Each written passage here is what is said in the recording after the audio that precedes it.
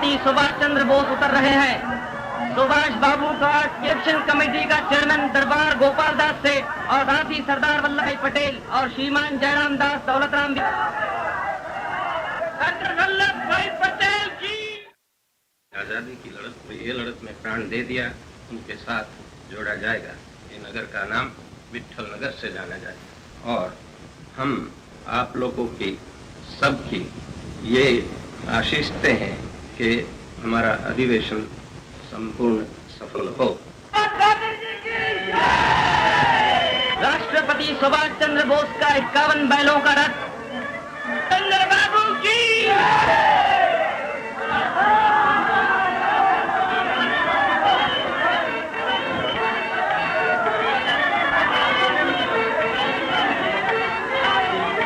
पापा देखिए, राष्ट्रपति सुभाष चंद्र बोस का 51 बैलों के रथ का तवारीखी जुलूस इतिहासगत।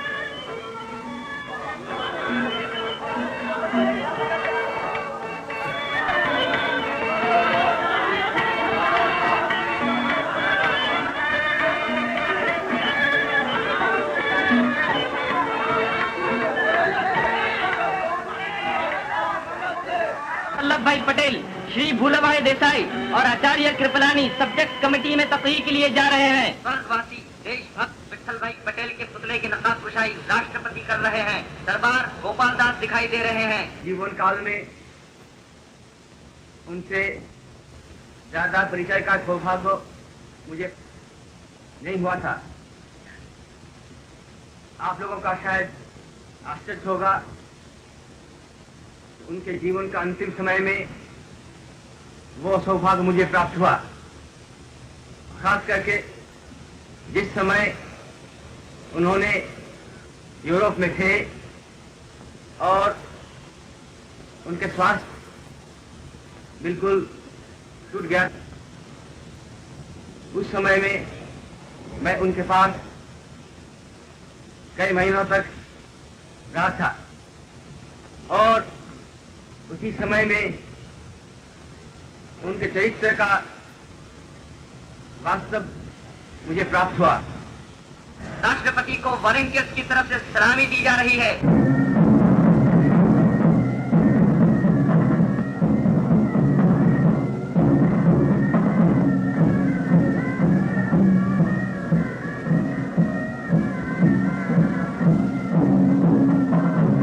हमारा जो राष्ट्रीय झंडा है, ये झंडा का अर्थ क्या है, झंडा उत्तोलन का उद्देश्य क्या है? मैं समझता हूँ यह राष्ट्रीय झंडा हमारा जो राष्ट्रीय जीवन का प्रतीक है। जहाँ स्वतंत्रता के लिए लड़ाई चल रही है, वहाँ भी एक राष्ट्रीय झंडा है। इसलिए आज हम लोग दुनिया को दिखलाने चाहते हैं कि अब हिंदुस्तान दिल से, हृदय से स्वराज्य चाहता है और स्वराज्य के लिए तैयार हो गया है।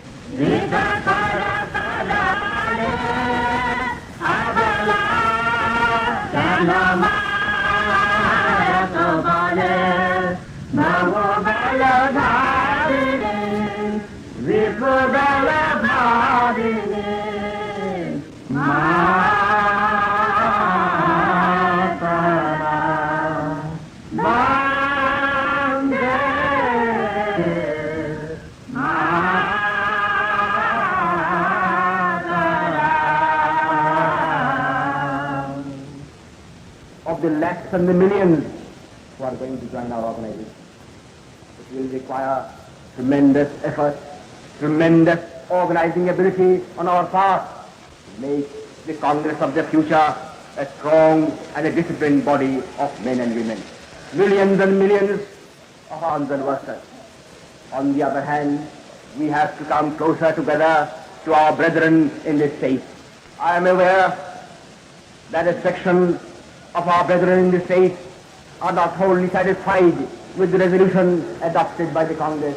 India is going to be free, and that we who live today are going to play a part in India free. India is going to be free in our own lifetime.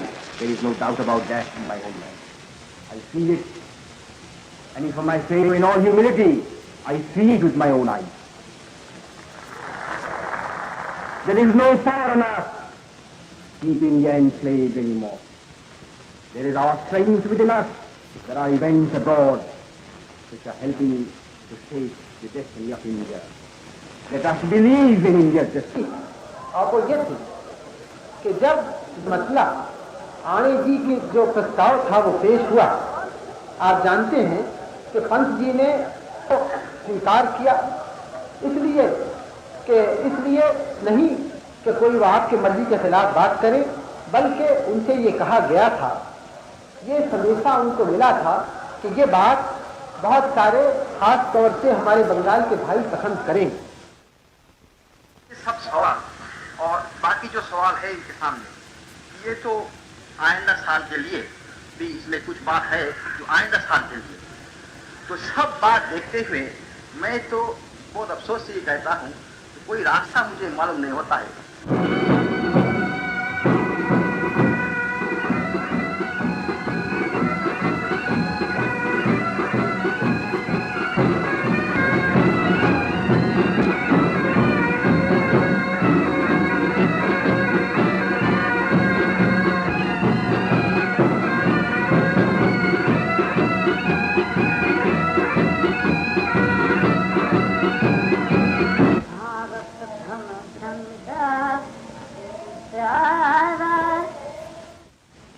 has been present at Haripura in person to give us his blessings, loudspeakers.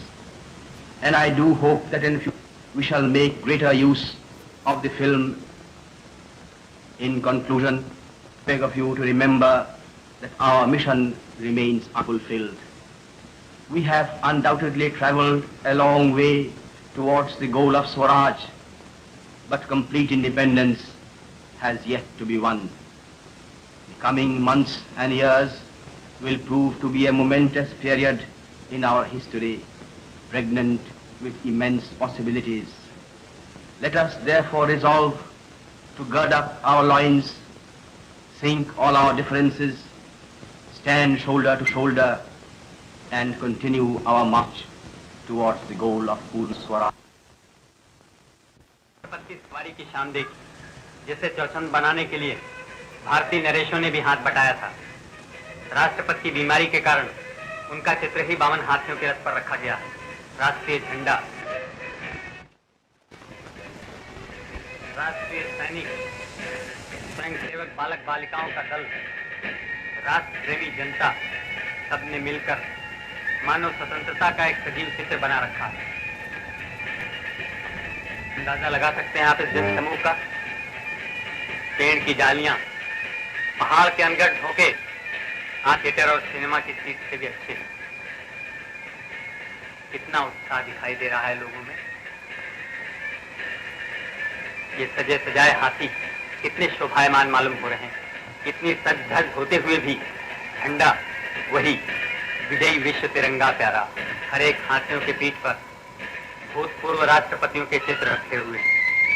मानो ये जुलूस क्या है, कांग्रेस का इतिहास है, जिसे लोग कैसे कैसे स्थानों पर बैठे हुए पढ़ रहे हैं, हंस रहे हैं, रो रहे हैं, उन्मत्त हो रहे हैं, अपने को और अपनी शक्ति को काम में लगाने की सोच रहे हैं। अब दर्शन कीजिए उस पवित्र रथ का जिस पर राष्ट्र का चित्र विराजमान है। लोगों के रोम रोम प्रफुल्लित हो रहे हैं, इनके आंसू आ रहे हैं। ये तो मनुष्य हैं, इन पशुओं को देखिए, ये भी आनंद में झूम रहे हैं। कैसी मस्त चाल चल रहे हैं। आज इन्हें भी अपने ऊपर अभिमान हो रहा है। आज ये भी अपना जन्म लेना सार्थक समझते हैं कि हमारी पीठ पर कैसी कैसी महान और पवित्र आत्माओं के चित्र विराजमान हैं। एम्बुलेंस कार भी साथ है। कितनी भीड़ जो ठहरी,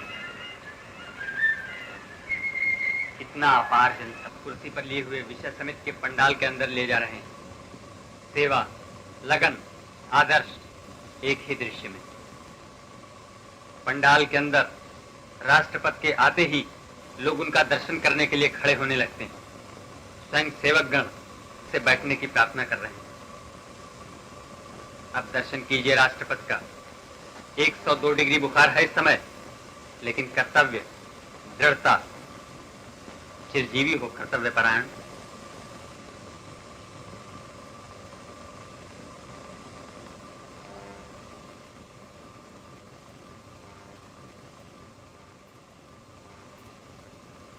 कांग्रेस के इतिहास में पहला देश वर्किंग कमेटी के मेंबर स्टेज पर न बैठकर जमीन पर ही बैठे हुए हैं। सरदार वल्लभ भाई पटेल, मौलाना अब्दुल कलाम आजाद, बाबू राजेंद्र प्रसाद, आचार्य कृपलानी। अब दर्शन कीजिए, वीर जननी माता पुत्र को आशीर्वाद दे रही है। राष्ट्रपति सरदार वल्लभ भाई पटेल से मंच पर बैठने का अनुरोध कर रहे हैं। राष्ट्रपति के अनुरोध करने पर सरदार वल्लभ भाई पटेल, मौलाना अब्दुल कलाम आजाद, फूला भाई देसाई, आचार्य कृपलानी, डॉक्टर पट्टाभी सीताराम मंच पर जा रहे हैं। और मैं आपको यह भी कह देता कि महात्मा जी मुझे पूरा देशा, जब तक आप साफ साफ नहीं कहेंगे तो इस बात में शिरकत नहीं करेंगे। उन्होंने अपने बयान में कहा था, सुभाष बाबू, instead of being president on the sufferance of those whom he calls righteous, he is now president elected in the contested election. This enables him to choose a homogeneous cabinet and enforce his program without let or hindrance. Mahatma ji का तो इसमें लिखा कि सुभाष बाबू अपने ही तरफ से homogeneous cabinet बनाने, और लोग जो वर्किंग कमेटी के हैं वो इससे बतर्क हो जाए। मगर हम तो नहीं चाहते हैं इसे, हम तो चाहते हैं कि इस तरह से, इसलिए आप चाहते हैं कि मांझी को अपने प्रस्ताव के द्वारा मजबूर करना, और जब तक आप 7 लड्डू के जरिए उनको मजबूर नहीं करेंगे तब तक आप यह आशा नहीं कर सकते हैं कि वह इस मशवरे में भी सही होंगे। In the financial exam, it could not be put together either in working committee or in some such conciliation subcommittee among themselves in order to settle their dispute and to come here with a united league. We found this very spectacle immediately after the Congress, the presidential election was over, with rumors about threatened resignation. We could not believe. We thought that mischief mongers were at work to set the whole Congress machinery in a state of chaos and destruction. The resolution. But the chief point taken by some of the most earnest speakers is that this resolution is wholly unnecessary. Whether that is right has to be examined. Mr. President, you should not misunderstand me if, in analyzing this situation from my point of view, I have to refer to your own personal conduct. राष्ट्रपति अपने बड़े भाई श्री शरद चंद्र बोस से कुछ सलाह कर रहे हैं। बिल्कुल गलत ख्याल है, ये लोग राइटिस्ट नहीं है, ये इंपीरियलिस्ट एंटी इंपीरियलिस्ट है, ये रेवोल्यूशनरी है, आज के दिन रेवोल्यूशनरी है। आइंदा आजादी हासिल करने के बाद जब से रेवोल्यूशन का सिलसिला शुरू होगा तब ये सवाल पैदा होगा कि ये रेवोल्यूशनरी है या नहीं। आज की स्टेट में रेवोल्यूशनरी है, इसीलिए हमें उम्मीद है कि हमारी आजादी का दिन बहुत दूर नहीं है।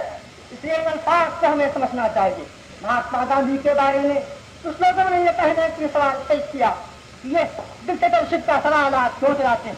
मैं कहता हूँ जरा गौर तो कीजिए, महात्मा है जिस स्थान पर इतनी भीड़ भाड़ होते हुए भी शांति ही विराज रही थी, उसी स्थान पर कुछ प्रतिनिधियों के असंतोष के कारण थोड़ी देर के लिए अशांति भी फैल गई थी।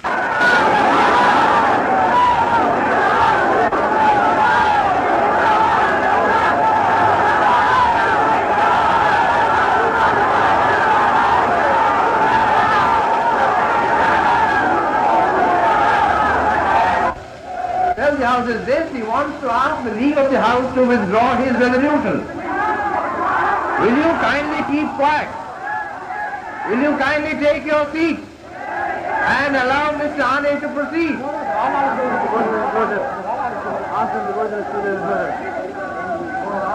Will you kindly go to your respective blocks? सदारत करते हुए उन्होंने ब्रिटिश सल्तनत के खिलाफ जंग का ऐलान कर दिया। बंगाल का शेर कलकत्ता के हॉलवेल सत्याग्रह में जेल के सीकचों में जकड़ दिया गया। भूख हड़ताल ने सरकार को उन्हें छोड़ देने पर मजबूर किया और 26 जनवरी सन 1941 को उनके मुलतवी मुकदमे की जब पुकार हुई तो पता चला कि देश गौरव सुभाष हिंदुस्तान से गायब हो चुके हैं। हिंद की जंगे आजादी का यह बहादुर सिपाही 16 जनवरी को ही बंगाल के गोमो स्टेशन पेशावर रवाना हो चुका था। वहां से काबुल होता हुआ रशिया में से ये महान त्यागी इटली होकर बर्लिन पहुंचा। चंद ही दिनों बाद पूर्व एशिया में भी महायुद्ध की आग भड़क उठी और जापानी फौजों ने अंडमान पर हमला कर दिया।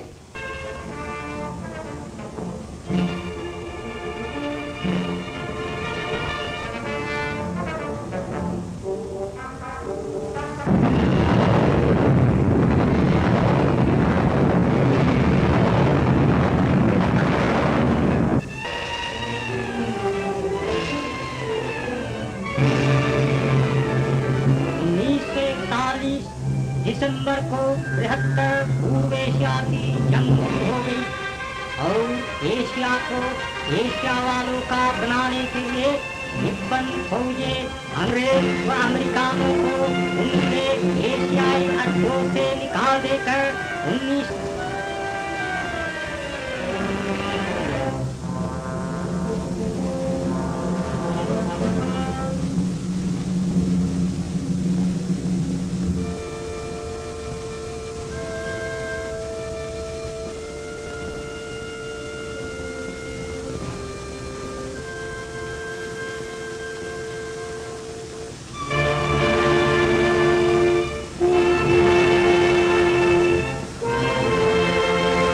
हिटलर ने सुभाष बाबू का स्वागत किया और जर्मनी में तिरंगी झंडे के नीचे अपने देश को आजाद करने के लिए सुभाष बाबू ने जय हिंद के नारे के साथ आजाद हिंद फौज कायम की। हिंदुस्तान के किनारों से दूर उसकी तकदीर को अपनी तदबीर से बदलने की कोशिश की जा रही थी। जर्मनी में सैकड़ों हजारों वीर अपनी मां पर जान कुर्बान करने के लिए सर पर कफन बांधे अपने नेताजी के हुक्म का इंतजार कर रहे थे। नेताजी की जोशीले तकरीरों ने उनके दिलों में आग भड़का दी थी। उनका खून अपने वतन को आजाद करने के लिए उबल रहा था, मगर हिंदुस्तान को खबर ही न थी कि उसके भाग्य का सितारा चमकाने के लिए उनका प्यारा सुभाष जर्मनी में है। जब एक रोज उनकी मधुरवाणी जर्मन रेडियो से अपने देश बंधुओं को आजादी का संदेश लेकर पहुंची तो हर हिंदुस्तानी का दिल गदगद हो गया, आंखों में खुशी के आंसू झलक पड़े। इंडियन इंडिपेंडेंस लीग के सभापति रास बिहारी बोस ने सुभाष बोस को बर्मा आने का निमंत्रण दिया और अपने वतन को मंजिल मकसूद तक पहुंचाने की ये लगन सुभाष बाबू को जर्मनी से सिंगापुर खींच लाई।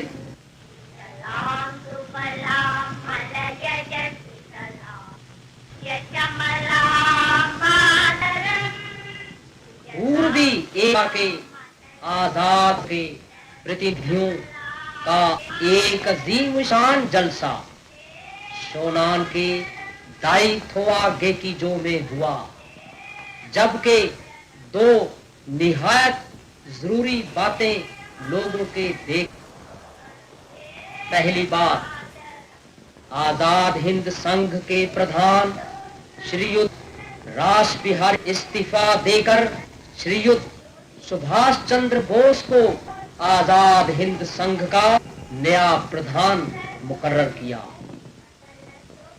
दूसरी बात, नए प्रधान ने आरजी हुकूमत का ऐलान फरमाया। नए प्रधान के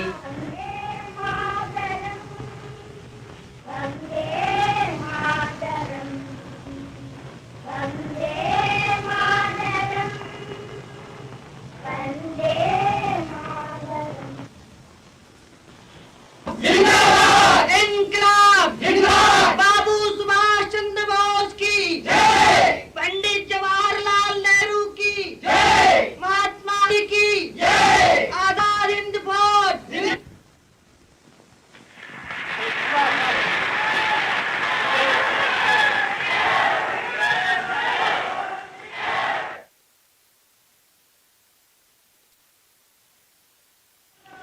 सामने वाला बड़ा मैदान प्रधान जी के आजाद हिंद के जवान आए, आए जवान आए।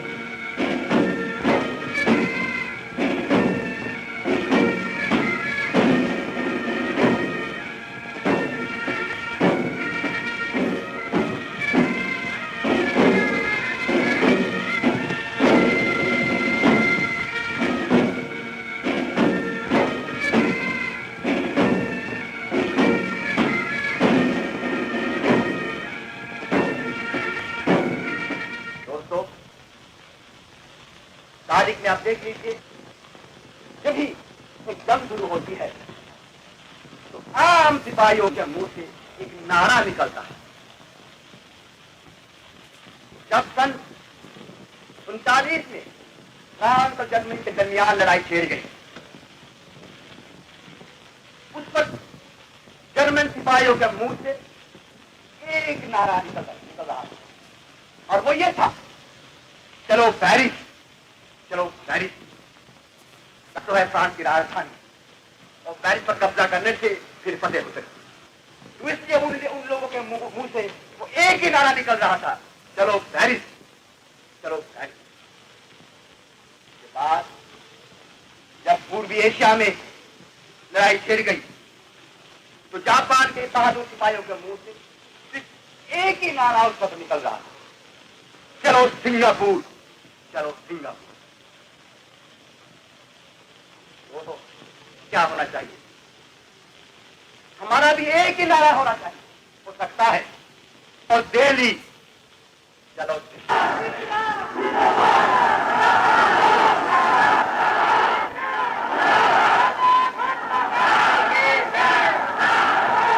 को आजाद करवाए, चलो दिल्ली जवानों आजाद करवाए, चलो दिल्ली के झंडा शान से हम अपना लहराए।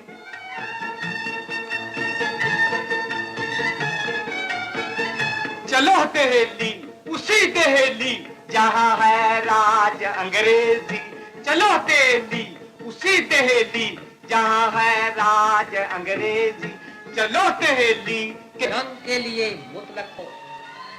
प्रधान जी के इस नारा का मतलब ये भी है कि और भी हथियार और मैदान जंग पर जवान आए।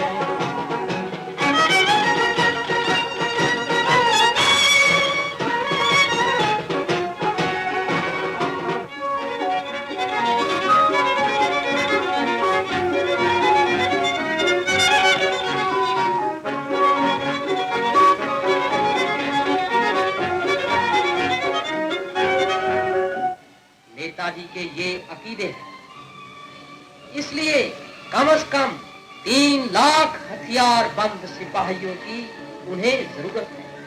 उनकी उम्मीदों को पूरा साबित करने के लिए आजाद हिंद फौज मेरे सिपाही मौत के बैरी दुनिया को डराना है, मेरे सिपाही मौत के बैरी दुनिया को डराना है। आसमान पर बर्बादी की आंधी से जा जाए, आसमान पर बर्बादी की आंधी से जा जाए। आए जवान आए, आजाद हिंद के जवान आए, आए जवान आए।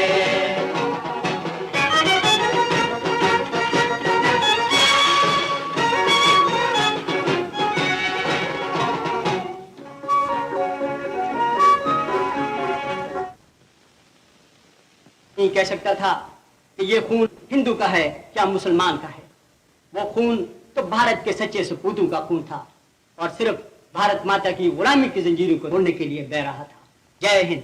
आप हैं आजाद हिंद फौज के deputy chief of staff colonel Habibur Rahman, Netaji की आखिरी सफर के साथी।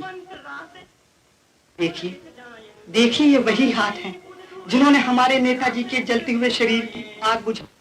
हिंदुस्तान में वापस जाकर मेरे हमवतनों को बता देना कि सुभाष चंद्र अपने जिंदगी के आखिरी दम तक हिंदुस्तान की आज़ादी के लिए लड़ता रहेगा। हिंदुस्तान की आज़ादी का दिन दूर नहीं है। हिंदुस्तान, जय Hind.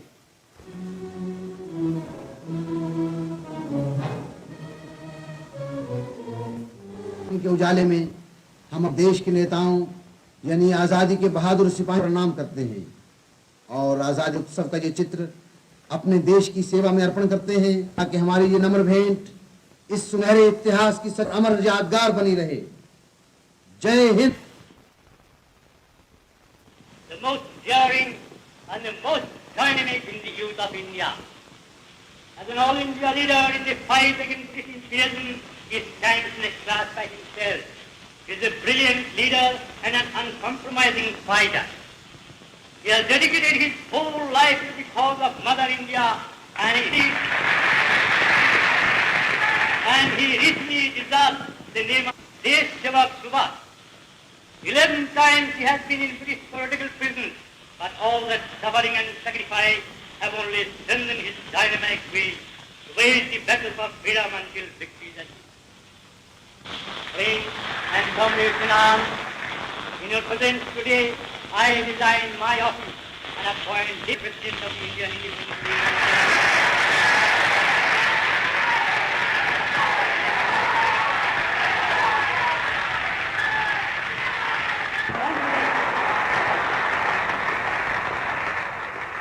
And I am confident that under his leadership, you will march on to battle and to victory. And of course, I will always be by your side, sharing the glory and sufferings of the battle and joy of victory as well.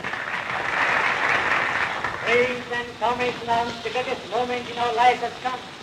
We are on the eve of the most decisive phase of our country, and we stand on the threshold of victory. I see the hand of God in the happy and auspicious way in which it is taking shape. So, my friends, have faith in God, have faith in yourself, have faith in our allies, and have faith in their victory, which is India's victory as well. And be ready to plunge yourself in this world, the battle that will lead our precious motherland to freedom, victory, and glory. Punjab Zindabad! देश सेवक सुभाष जी की जय, आजाद हिंदुस्तान।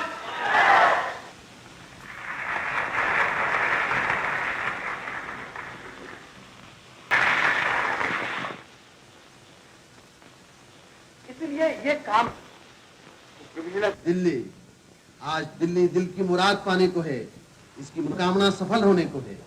जरा सी देर में इसके sir से गुलामी की घनघोर घटा हट जाएगी। नेताजी ने राष्ट्रपति वांग का शुक्रिया अदा किया कि चीन की कौमी हुकूमत ने आजाद हिंद की आर्जी हुकूमत को माना और मदद करने का ऐलान किया। राष्ट्रपति वांग ने हिंदुस्तान के पवित्र जंग आजादी में लड़ने की हौसला की और कहा कि आओ हम सब मिलकर एशिया की भलाई और हिंदी और चीनी जनता की भलाई और आजादी के लिए बरतानवी और अमेरिकन राजगद्दी का हमेशा के लिए खात्मा करें। नेताजी और इनकी पार्टी विदेशी कामों के वजीर डॉक्टर चू के साथ चीन के कौमी बाप डॉक्टर सुन यात-सेन के मकबरे की ज़ियारत के लिए गए। डॉक्टर सुन यात-सेन हमेशा ऐलान करते रहे कि एशिया की बेहतरी और अमन के लिए चीन और हिंद दोनों का आजाद होना जरूरी है और इसी उसूल के लिए लड़ते रहे। चीन की जनता इसी इनकलाब के लिए लड़ रही है और अब जब नेताजी ज़ियारत कर रहे हैं, आओ हम भी इसी उसूल के लिए लड़ें।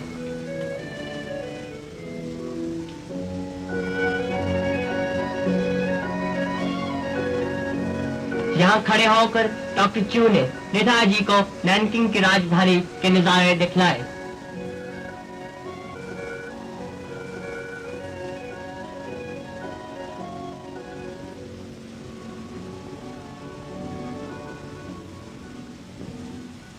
फौजों के सबसे बड़े कमांडर जनरल हाता और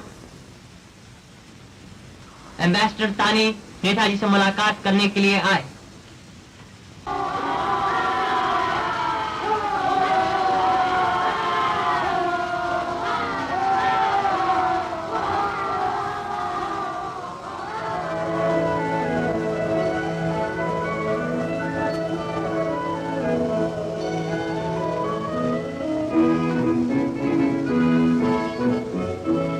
नैनकिंग की म्युनिसिपल गवर्नमेंट ने नेताजी की तशरीफ आवरी में हुकूमत चीन के खास बड़े हॉल में एक बड़ी सभा की, जिसमें चीन की कई करोड़ जनता के कई हजार नुमाइंदान आए। राष्ट्रपति वांग ने नेताजी का इस्तकबाल किया और हाज़रीन से मुलाकात कराई। एक पुरजोर तकरीर में नेताजी ने हिंदुस्तान की जंग आजादी में आजाद अपने खून के आखिरी कतरा तक और जीत के दिन तक और बरतानी और अमेरिकन संग्राम को खत्म करने के लिए लड़ने का यकीन दिलाया। आजाद हिंद जिंदाबाद, नेताजी जिंदाबाद और पूर्वी एशिया की जंग जीत तक लड़ो के नारों में सभा खत्म हुई।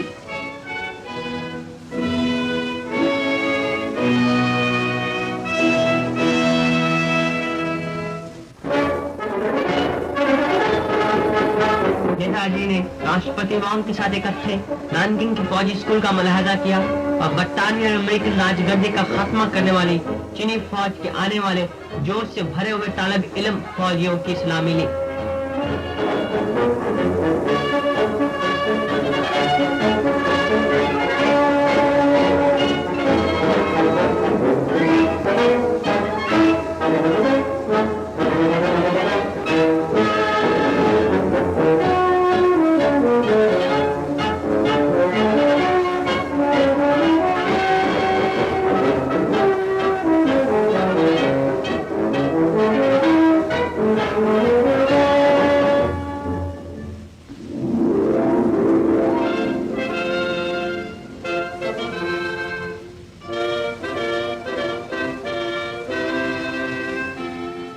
चीन की राजधानी नैनकिंग का दौरा खत्म करने के बाद 21 नवंबर को बजरिया हवाई जहाज नेताजी शंघाई तशरीफ लाए। वो शंघाई जो एक वक्त चीन में बरतानवी और अमेरिकन राजगद्दी का अड्डा यानी मरकज था,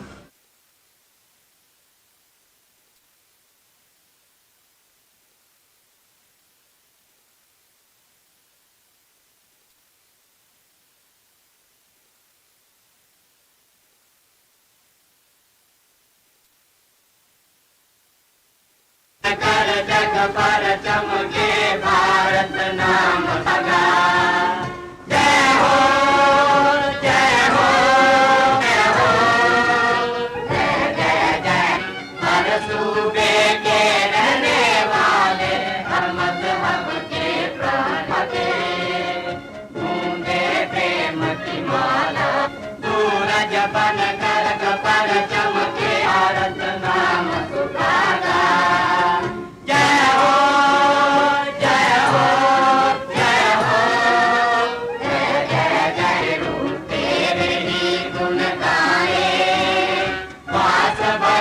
रखा गया।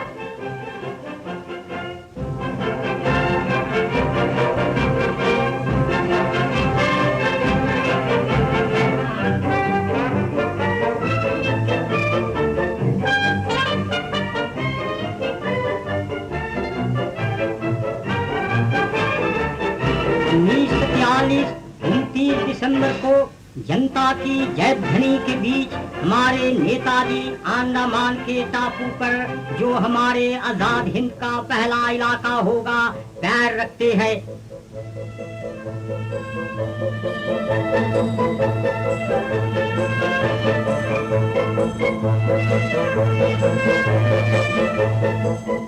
सयूद बोस फौरन निप्पन फौजी हेडक्वार्टर में जाते हैं और महत्व की बातों पर चर्चा की।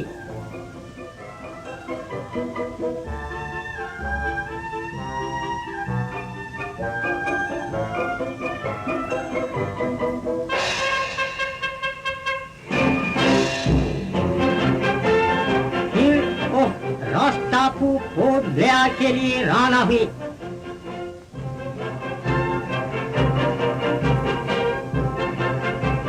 रॉस के टापू पर पहले के चीफ कमिश्नर का सरकारी मकान है, जहां वह नवाब की तरह भोग विलास किया करता था। यही मकान रात के लिए हमारे नेताजी का निवास स्थान बना।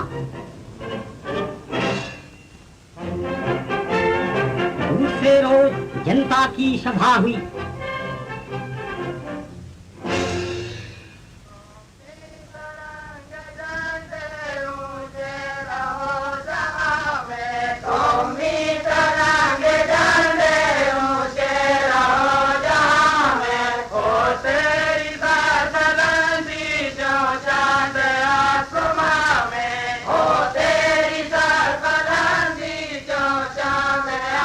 से फहराता है आजाद हिंद का राष्ट्रीय झंडा अंडमान के आसमान पर की लहरें लेकर फहरा रहा।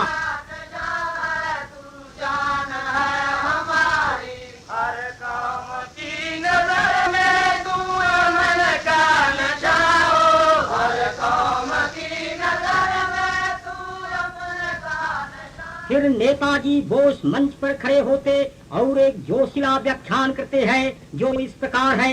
मैं कभी अंडमान के बारे में एक किताब पढ़ा था। जब मैं उस हिस्से को पहुंचा जहां पोर्ट ब्लेयर का जिक्र था, मुझ पर अंग्रेजी जुल्मबाजी व हमारे आजादी के संग्राम के आपने पायोनियर देश सेवक भाव के गुस्सा मेरी बरोबर ख्वाहिश रही।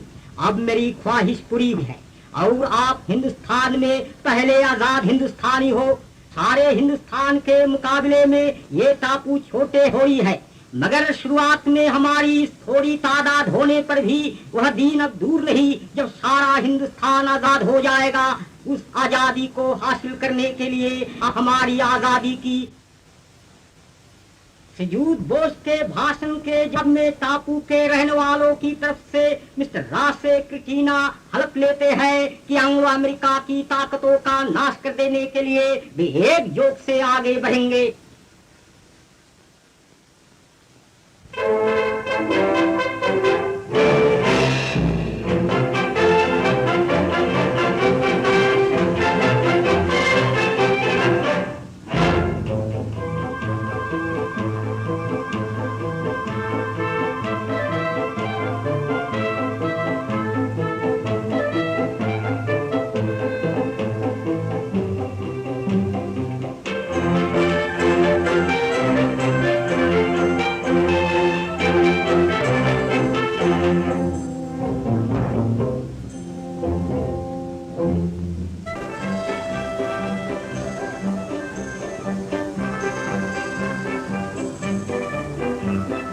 अंडमान में मुक्ति व सुख का जमाना शुरू हो गया।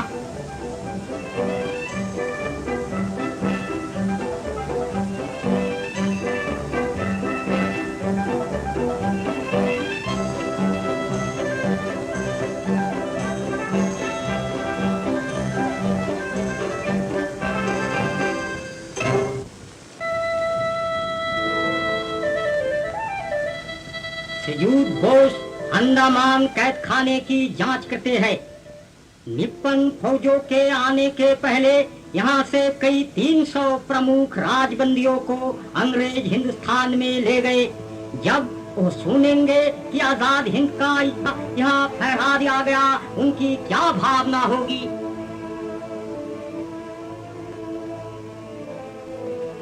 जब उन्होंने हिंद सागर पर से हिंदुस्तान की ओर देखा, उस वक्त सयूद बोस के दिल में कौन सा दृश्य उदय हुआ होगा।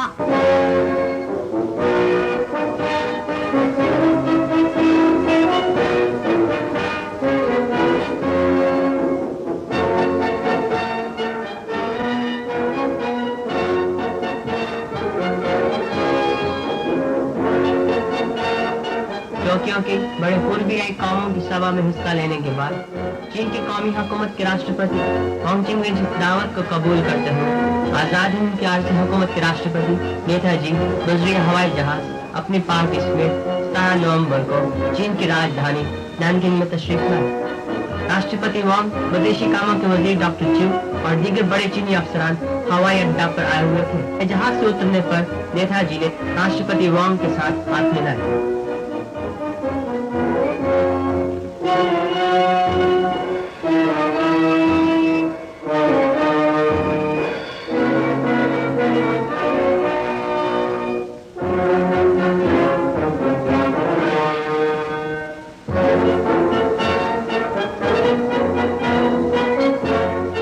मेहमान खाना में आराम करने के बाद दूसरे दिन नेताजी कर्नल भौंसले, जो कि आजाद हिंद फौज के जनरल स्टाफ के सबसे बड़े अफसर हैं, और दीगर मेंबरान पार्टी के साथ राष्ट्रपति होंगचिंग वेजी और हुकूमत चीन के बड़े अफसरान के साथ मुलाकात करने के लिए गए।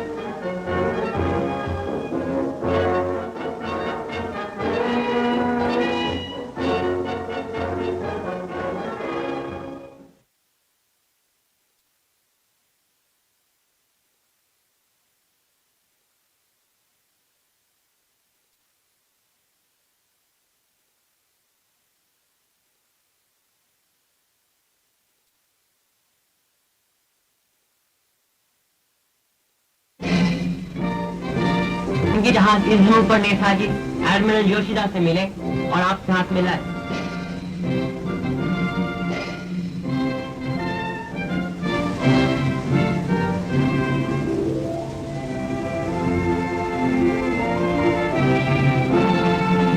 म्युनिसिपल गवर्नमेंट ने नेताजी की तशरीफ आवरी में शंघाई के ग्रैंड थिएटर में एक बड़ी सभा की।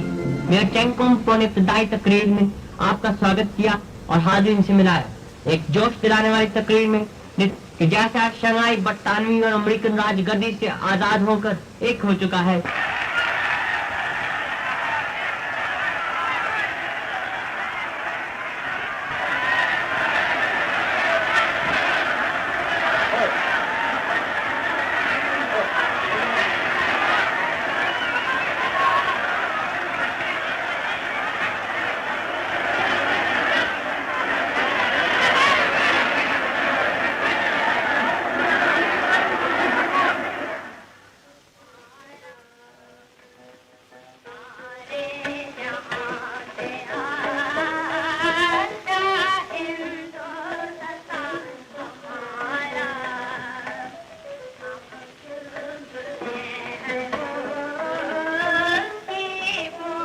जलसा कार्रवाई चूंकि सायंकाल से शुरू हुई थी और बीच बीच में बरसात ने भी अलग समा बांध रखा था, इसलिए हमें अफसोस है कि इस जलसे की पूरी तस्वीर हम आपकी खिदमत में पेश नहीं कर सके।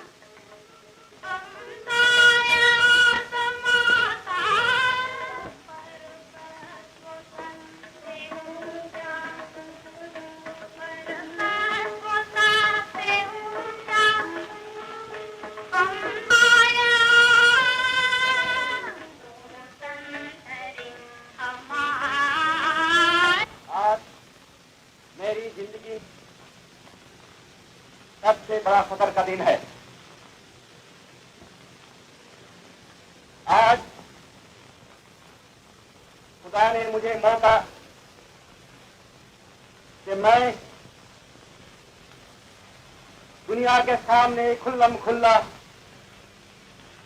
ऐलान कर सकूं कि आजाद हिंद फौज अब बिल्कुल तैयार है।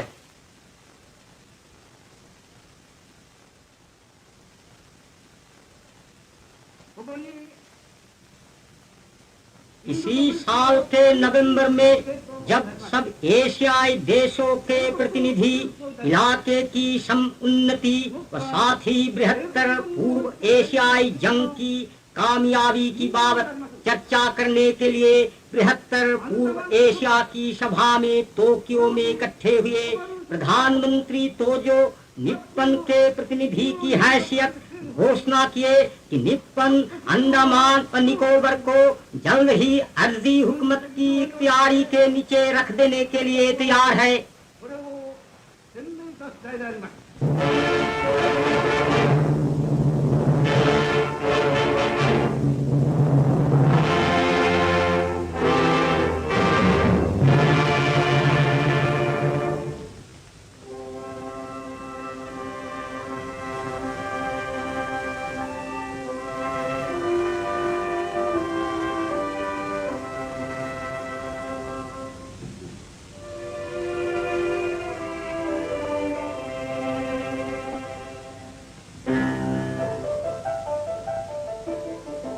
अंडमान निकोबर के साथ मालय पेनिनसुला की समरेखा में हिंद सागर में उत्तर से दक्षिण की ओर बसा हुआ है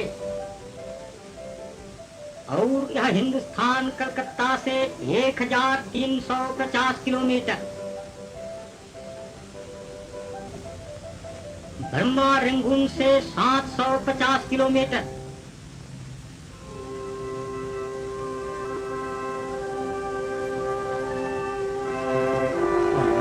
सोनान से 1600 किलोमीटर की दूरी पर है।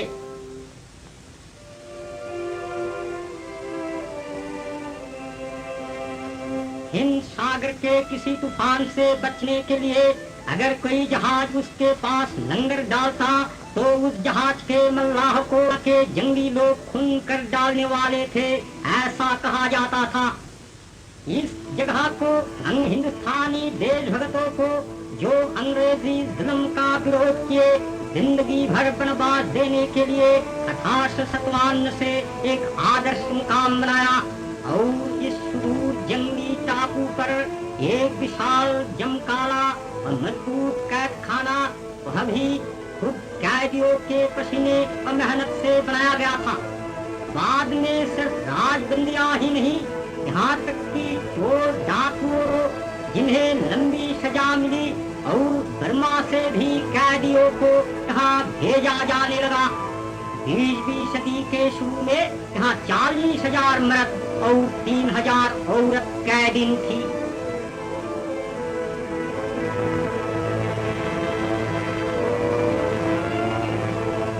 सजा घर लौटने की इजाजत न थी, पर उसी टापू के अंदर ही दर्दनाक कठिनाइयों से लड़ते हुए उनको अपनी जिंदगी बितानी पड़ती थी। उनको न जीने की सुविधा थी, न मरने का हुक्म। ऐसी हालात के नीचे ताहशुन्न हो गए, वो आलसी बन गए, वे सिर्फ बगैर उम्मीद उद्देश्य के अपनी जिंदगी के। I saw India through the eyes of an Indian. I was most impressed by Netaji's selflessness, his absolute devotion to his country, his frankness, and his refusal to bow before the Japanese wishes. I knew that in his hands India's honor was safe. He would never barter it away for anything else in the world. I found a leader and decided to follow him. For me, it was the greatest and most difficult decision of my life, that of fighting against my own kith and kin. In the fighting that followed later, my brother and I fought against each other. He was wounded and returned from the front line. जय हिंद। अप्रैल सन 1946 में महात्मा गांधी सरदार वल्लभ भाई पटेल के साथ Kabul lines और लाल किले में कैद रखे हुए आजाद हिंद फौज के अफसरों से मिले। इस मुलाकात के बाद महात्मा जी ने वायसराय से इन वीरों पर चलाए मुकदमों के बारे में बातचीत की, जिसका नतीजा यह हुआ कि सरकार ने सारे मुकदमे वापस ले लिए। जय हिंद। भाइयों और बहनों, जब हमने आजाद हिंद फौज बनाकर भारत की पवित्र धरती का रुख किया था, तो उस वक्त नेताजी ने हमको कहा था कि आपने भारत को आजाद कराना है और दिल्ली के लाल किले के ऊपर अपना कौमी तिरंगा झंडा लहराना है। आज मैं आप सबके सामने आजाद हिंद फौज का संदेशा लेके आया हूं कि जब तक भारत मुकम्मल तौर पर आजाद नहीं होगा, जब तक कि दिल्ली के लाल किले के ऊपर कौमी तिरंगा नहीं लहराएगा, उस वक्त तक आजाद हिंद फौज हिंदुस्तान की आज़ादी की खातिर बराबर लड़ती रहेगी। हमको नेताजी ने यह भी कहा था कि तुम मुझको खून दो, मैं तुमको भारत की आज़ादी का वादा देता हूँ।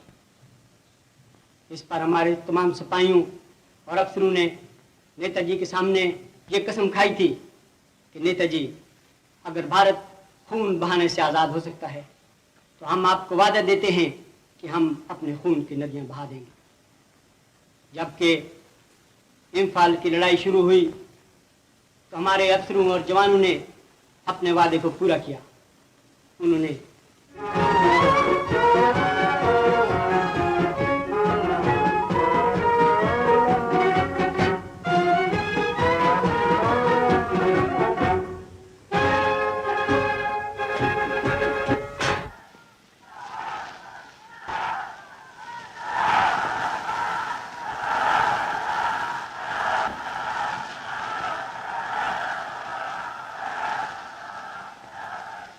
साथियों, आखिर में मैं खुदा से दुआ मांगता हूं कि वो हमारी फौज को आशीर्वाद दे और आने वाली सख्त लड़ाई में पूरी पूरी फतेह बख्शे।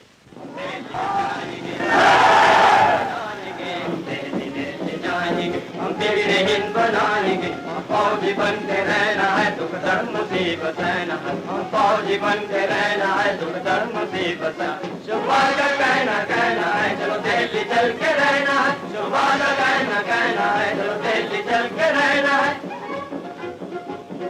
दिल्ली जाएंगे, हम बिगड़े हिंद बनाएंगे, हम दिल्ली जाएंगे, हम बिगड़े हिंद बनाएंगे, हम गोली खा के झूमेंगे, हम मौत को बढ़कर झूमेंगे, हम गोली खा के झूमेंगे, हम मौत को बढ़कर झूमेंगे।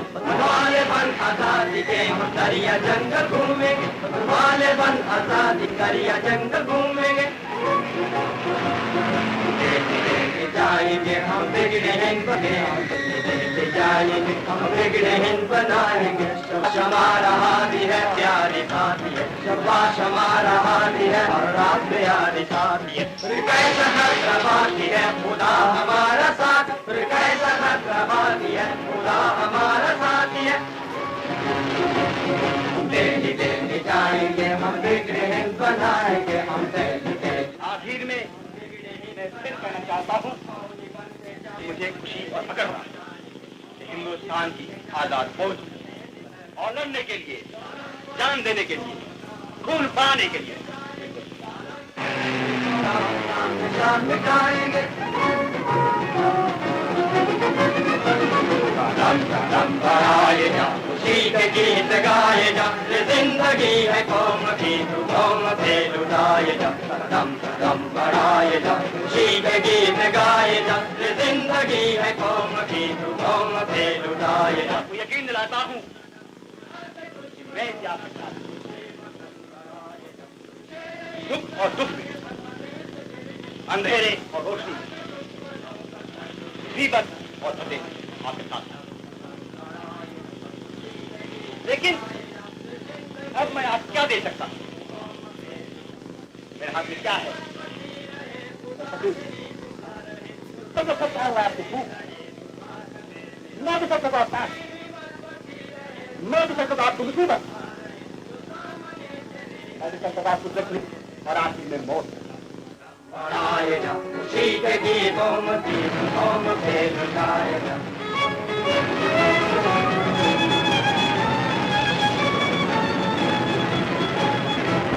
चलो दिल्ली पुकार हिंदुस्तान के पास हो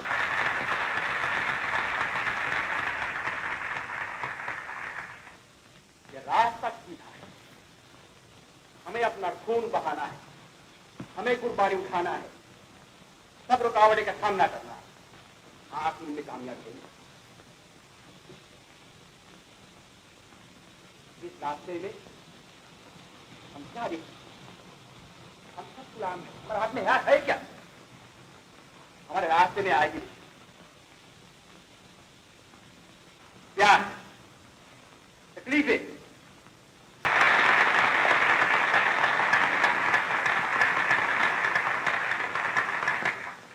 दोस्तों इसलिए आखिर में आप नए प्रधान की इज्जत अफजाई अपने देश में किया उस काम को संसद भर में अब भारत तैयार हुआ है हमारे आजादी की मानिए के तमाम हिंदुस्तानियों के जोश और खुशी का ठिकाना न था बाद दोपहर से ही सोनान के हर कोने से सारी दुनिया गहरी नींद में मस्त पड़ी होगी हिंदुस्तान जाग उठेगा जागता और आजाद हिंदुस्तान विधानसभा वंदे मातरम से आरंभ हुई है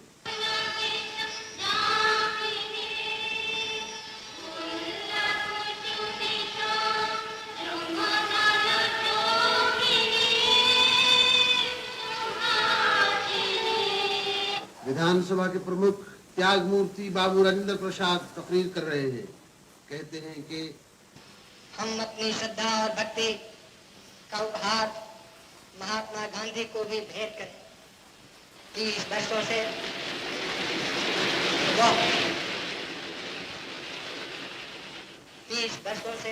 वो हमारे पथ प्रदर्शक बने रहे हैं दुनिया के सभी देशों को हम विश्वास दिलाना चाहते हैं कि हम अपने इतिहास के अनुसार सबके साथ दोस्ती और मित्रता का बर्ताव रखना चाहते हैं किसी से हमारा कोई द्वेष नहीं है हमें किसी के साथ घात नहीं करना और हम उम्मीद करें कि हमारे साथ कोई ऐसा नहीं करेगा के बाद देश के प्रसिद्ध और प्यारे नेता वतन के अनमोल रतन पंडित जवाहरलाल नेहरू ने अपनी तकरीर में कहा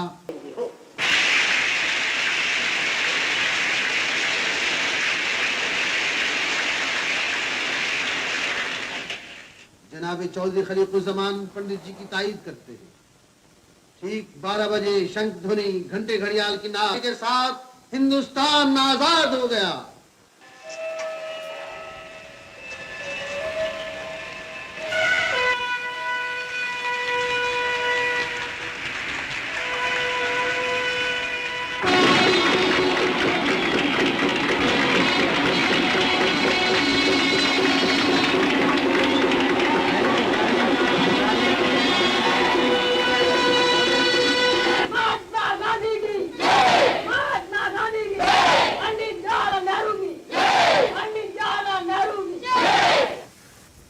आज़ादी के शहीदों यानी आज़ादी की जंग में जान कुर्बान करने वाले बहादुरों की याद में 2 मिनट की खामोशी।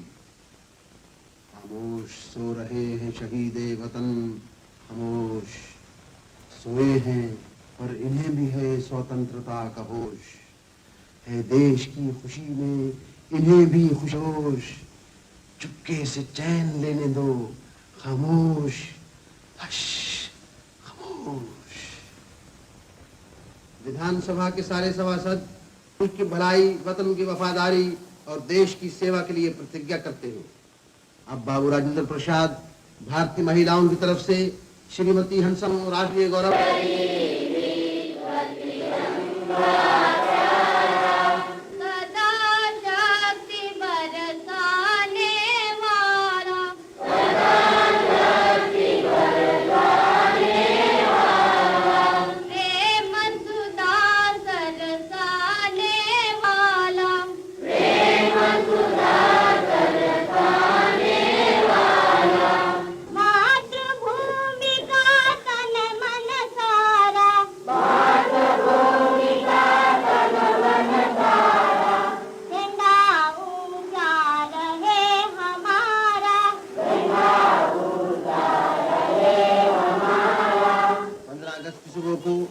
म्युनिसिपल कॉर्पोरेशन के मेयर श्री सभावाला ने कॉर्पोरेशन बिल्डिंग पर झंडा फहराया।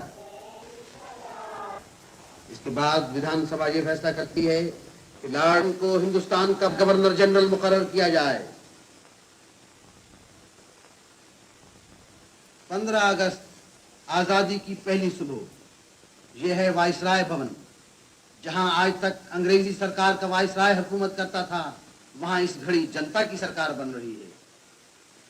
लॉर्ड माउंटबेटन अंग्रेजी हुकूमत के आखिरी वायसराय आज हमारी अपनी हुकूमत के पहले गवर्नर जनरल मुकर्रर हुए हैं। और हमारे सब प्रधानों के सामने फेडरल कोर्ट के चीफ जस्टिस न्यायमूर्ति श्री हरिलाल कन्या के हाथों देश सेवा की शपथ लेते हैं। इसी तरह गवर्नर जनरल के हाथों अपनी नई हुकूमत के मुख्य प्रधान पंडित नेहरू और दूसरे प्रधान देश सेवा की शपथ ले रहे हैं। बाहर खड़े हुए लोगों का जोश खरोश बढ़ रहा है, इस इंतजार में बेताब हैं कि कब नेताओं के दर्शन हों।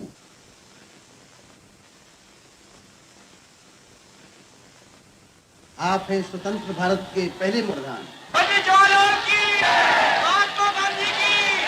कांग्रेस के अधिवेशन नेताओं ने स्वतंत्रता दिवस की पुण्य स्मृति को अनंत काल तक जीवित रखने के लिए घोषणा की थी कि भविष्य में 26 जनवरी के स्मरणीय दिवस को प्रथम स्वतंत्रता दिवस मनाया जाएगा, और इसी अधिवेशन में पूर्ण स्वतंत्रता का प्रस्ताव पास किया गया था।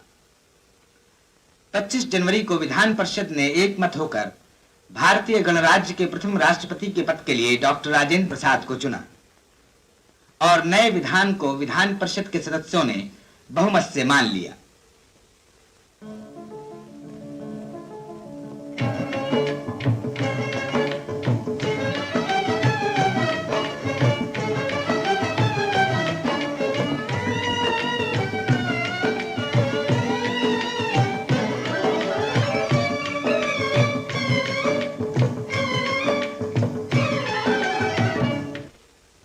जनवरी को जनता नई दिल्ली के सरकारी भवन के बाहर अपने प्रथम राष्ट्रपति के दर्शन करने के लिए उमड़ पड़ी। उधर देश के बड़े बड़े नेता और विदेशी राजनीतिक प्रतिनिधि दरबार भवन में नए राष्ट्रपति को सम्मान देने के लिए पधारे। निश्चित समय पर बाबू राजेंद्र प्रसाद भारत के गवर्नर जनरल श्री राजगोपालाचारी के साथ दरबार हॉल में पधारे।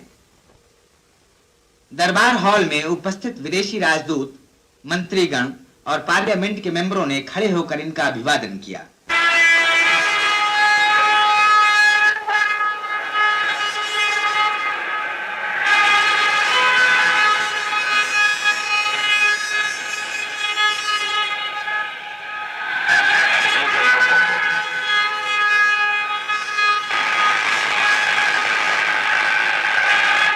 भारत के गवर्नर जनरल श्री चक्रवर्ती राजगोपालाचारी ने भारतीय गणराज्य की घोषणा करते हुए कहा,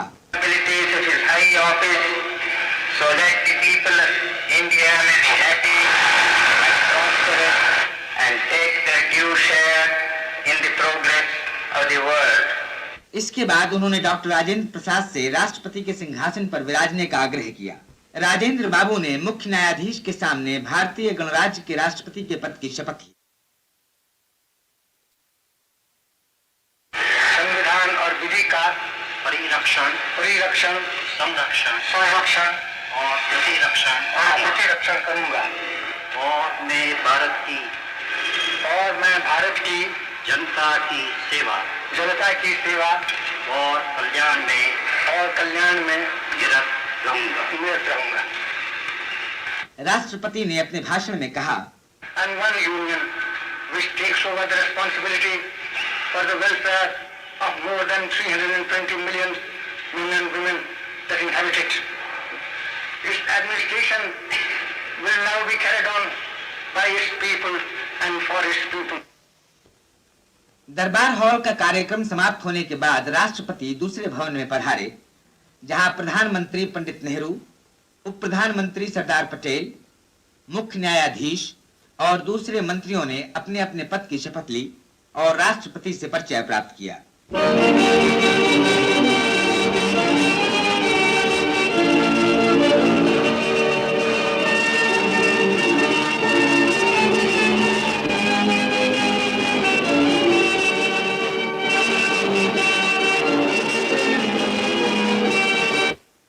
उसी दिन लगभग 2:30 बजे दिन में भारतीय गणराज्य के प्रथम राष्ट्रपति सरकारी भवन से 6 घोड़ों की गाड़ी में सवार होकर इरविन स्टेडियम के लिए रवाना हुए।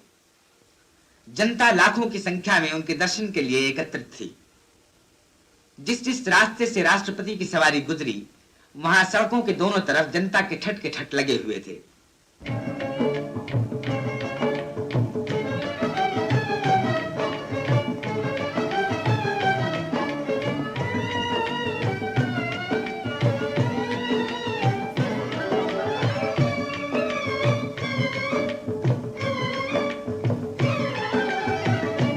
भारत के प्रथम राष्ट्रपति के स्वागत में इरविन स्टेडियम को बड़ी सुंदरता से सजाया गया था। नगरवासी राष्ट्रपति का दर्शन करने के लिए पहले से ही आकर अपने अपने स्थान पर बैठ गए थे। स्टेडियम के चारों तरफ राष्ट्रीय पताका तथा जल, थल और वायु सेना के झंडे हवा में लहराकर नव जागरण का संदेश दे रहे थे। राष्ट्रपति ने परेड ग्राउंड में पधार कर जल, थल और वायु सेना के दस्तों की सलामी ली।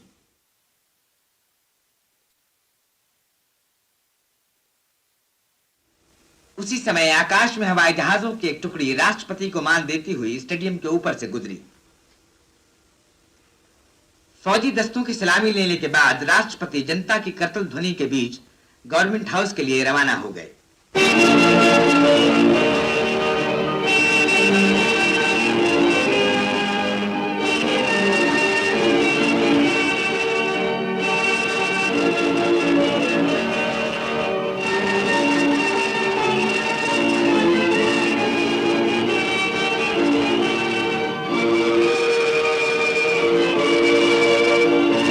इसी दिन रात को नगर में मशालों की रोशनी में एक जुलूस निकाला गया।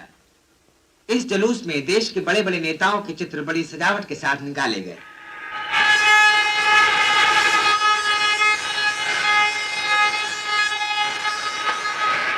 दिल्ली की तरह कलकत्ते में भी 26 जनवरी को भारतीय गणराज्य की घोषणा तथा बाबू राजेंद्र प्रसाद के प्रथम राष्ट्रपति बनाए जाने की खुशी में स्वतंत्रता दिवस बड़ी धूमधाम से मनाया गया। बंगाल के गवर्नर डॉक्टर कैलाश नाथ कारचू तथा दूसरे सरकारी कर्मचारियों और नागरिकों ने वैदिक रीति से यज्ञ करके भारत के इस नव प्रभात का स्वागत किया।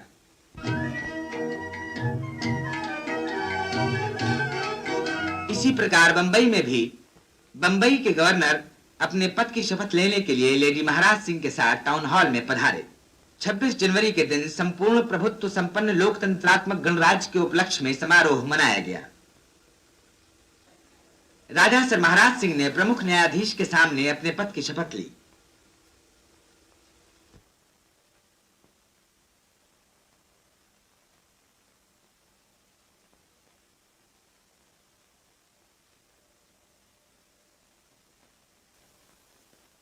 इस कार्यक्रम के समाप्त होने के बाद ब्रबर्न स्टेडियम में बंबई के गवर्नर ने जल, थल और वायु सेना तथा महिला पुलिस दल के दस्तों का निरीक्षण किया।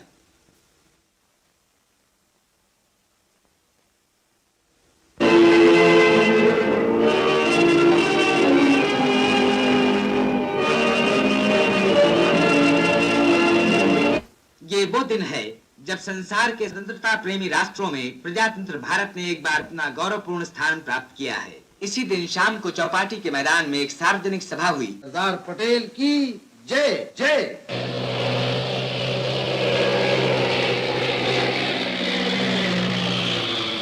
उधर इंडियन एयरफोर्स ने जय की हवाई सलामी अदा की। इधर हमारा तिरंगा झंडा लहराने लगा।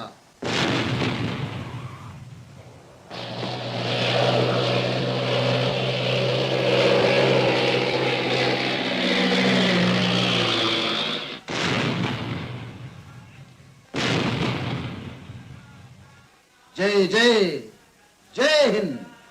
अब लोगों की उमंग और खुशी मस्ती की हद से पार हो गई। और क्यों ना हो, आज तो अपना ही दिन है और सब कुछ अपना। हुकूमत अपनी, झंडा अपना, सड़कें अपनी, दरख्त अपने, छतें अपनी, नेहरू जी अपने और लॉर्ड और लेडी माउंटबेटन भी अपने और उनकी गाड़ी भी अपनी है। जब तो बैठ गए हम डटकर जी के सहारे, वरना गए वक्तों में हमारी शामत आई थी जो ऐसी बेतकल्लुफी कर बैठते। उधर गवर्नर जनरल गवर्नमेंट हाउस को लौटे। इधर लोग खुशी और मस्ती की उसी तरंग में रंगरलियां मनाते, रोशनी और आतिशबाजी का लुत्फ उठाने लगे। देखो देखो, आजादी की वो फुलझड़ियां फूटी हैं। अब दौर गुलामी दूर हुआ, जंजीर की कड़ियां टूटी हैं।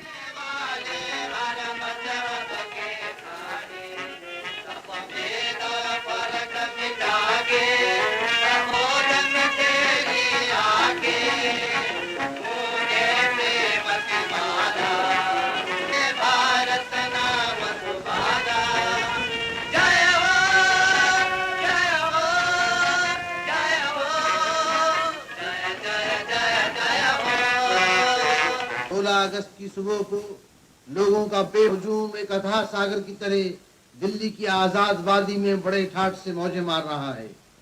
आजाद इंसानों के झुंड लाल किले पर नजरें जमाए एक पहचानी हुई आवाज पे कान लगाए बैठे हैं।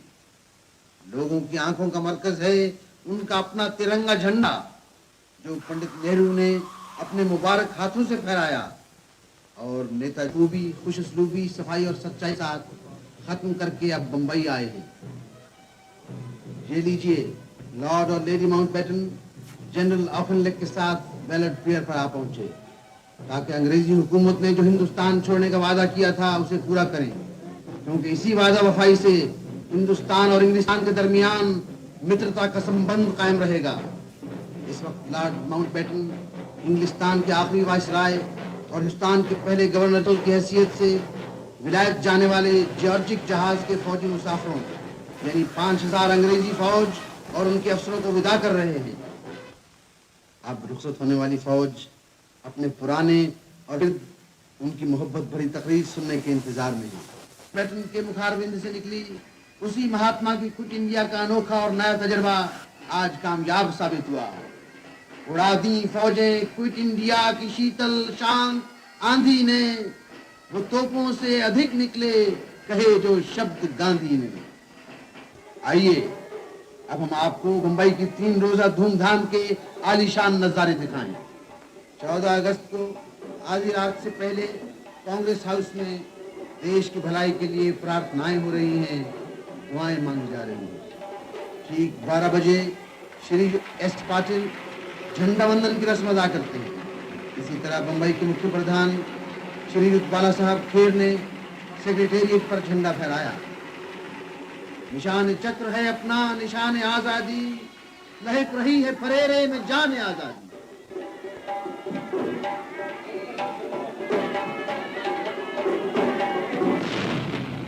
नवीन भारत का नवीन प्रभात जीवन में पहली बार दिल्ली की गहरी, मीठी और ठंडी सांस लेने लगा और फटते ही गली गली में प्रभात फेरियां निकली।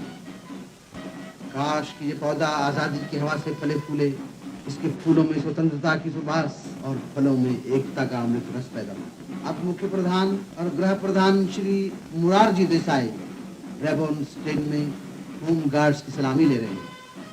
जगह जगह झंडा वंदन की रस्म अदा हो रही है और तिरंगे फहराए जा रहे हैं।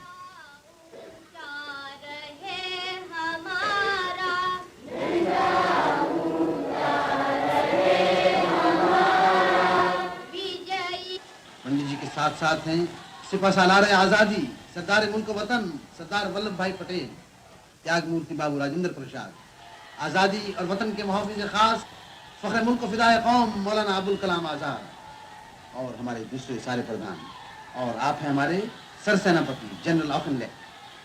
आपके प्यारे पंडित जी हिंदुस्तान के पहले गवर्नर जनरल के स्वागत की तैयारियों के लिए असेंबली हॉल को जा रहे हैं।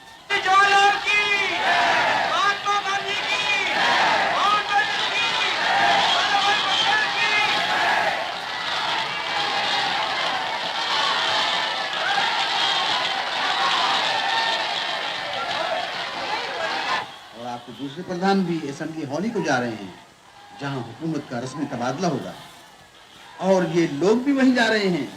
इन्हें प्रधानों से भी जल्दी पहुंचना है वहां। भला ये बगैर हुकूमत का तबादला कैसे हो?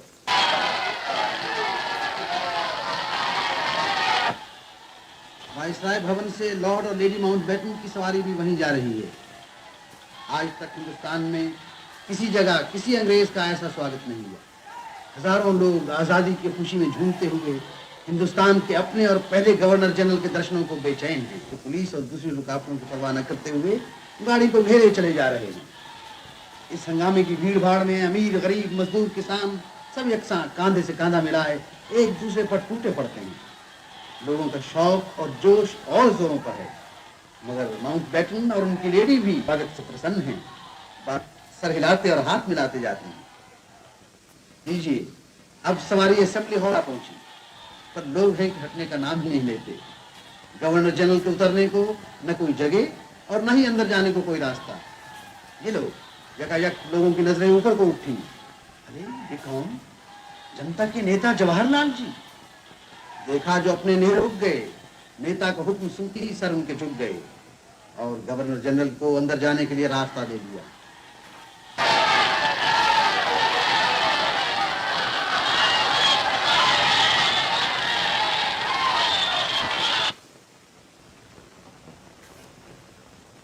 बाबू राजेंद्र प्रसाद गवर्नर जनरल से 2 शब्द कहने की दरखास्त करते हैं।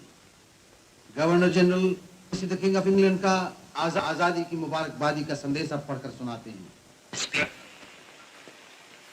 I have a message from His Majesty the King to deliver to you today.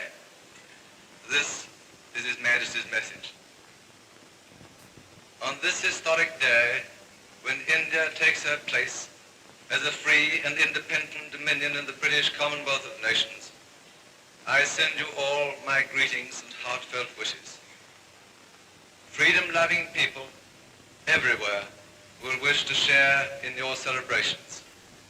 Governor general अपनी तकरीर में कहते हैं, आज से मुझे भी अपना ही समझिए।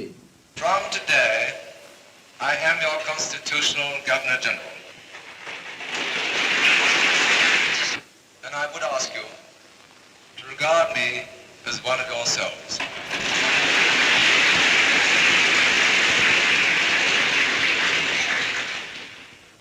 At this historic moment, let us not forget all that India owes to Mahatma Gandhi.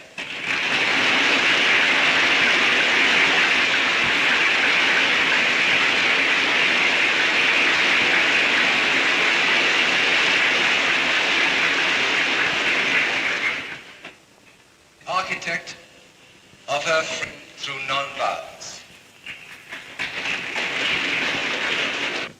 अब बाबू राजेंद्र गवर्नर जनरल से असेंबली हॉल के ऊपर अपने देश का जाने की दरखास्त करते हैं। गवर्नर जनरल ने जो ही बटन दबाया, असेंबली हॉल के ऊपर अपना तिरंगा झंडा लहराने लगा।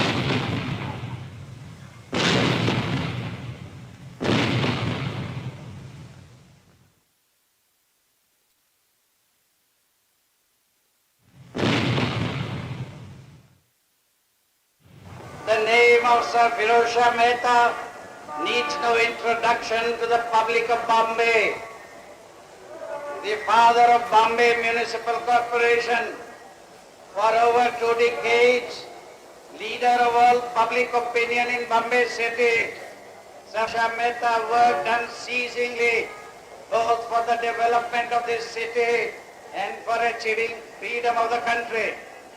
And it is but fate that we pay homage to him on this occasion. और आज़ादी के परम पुजारी कॉर्पोरेशन के जनक सर फिरोज शाह मेहता की यादगार पर श्रद्धा के फूल चढ़ाए।